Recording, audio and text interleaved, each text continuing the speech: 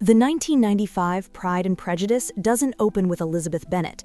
It doesn't open with a ball or a drawing room or Mrs. Bennet's nerves.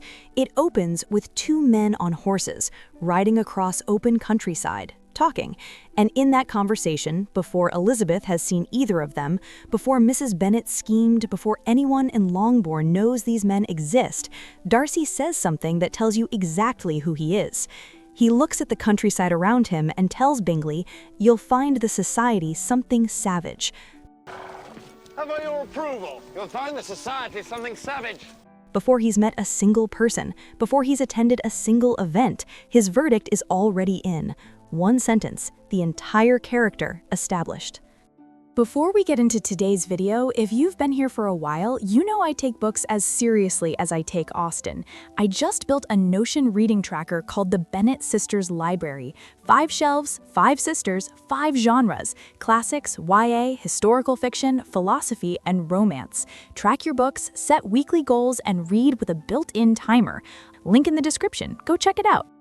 In the novel, we meet Darcy at the Meryton ball. He arrives with Bingley. The room notices him. 10,000 a year, handsome, tall. And then he calls Elizabeth tolerable. There's one of her sisters. She's very pretty too. She is tolerable, I suppose. That's our introduction. We see him through Elizabeth's eyes. We're surprised, like she is. We form our opinion in real time, alongside her. Austen's method is deliberate. She wanted us inside Elizabeth's perspective, knowing what she knows, feeling what she feels, and nothing more. Langton made a different choice. He decided to give us Darcy before Elizabeth ever sees him, and that one decision changes how you watch everything that follows. The opening works on 2 levels simultaneously. First, the visual argument. Darcy and Bingley on horseback, open space, controlled power. 2 men who move through this landscape like they own it, because men like them always have. The camera is calm, unhurried. This is confidence that doesn't need to perform.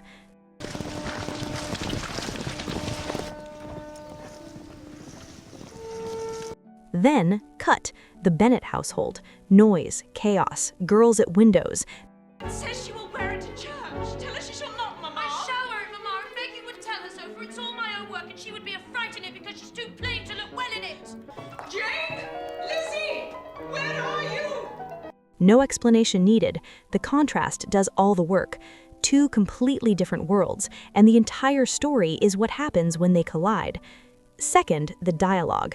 Darcy looks at this countryside, these people, this community, and calls it savage. Not different, not unfamiliar, savage. The word a man uses when he's already decided he's better than the room he's about to walk into. Better pleased with themselves than what they see, I think. Lizzie! Jane! We hear this. The Bennets don't.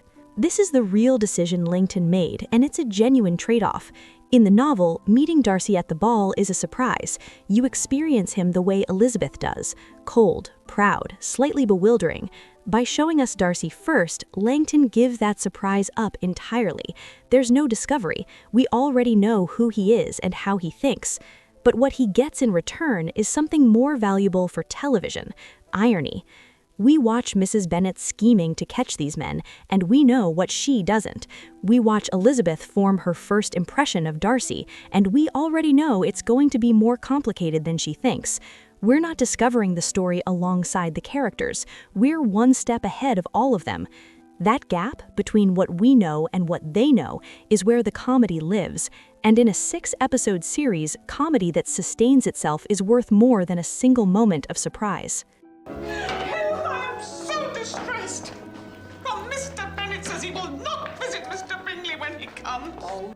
And there's one more thing that opening does.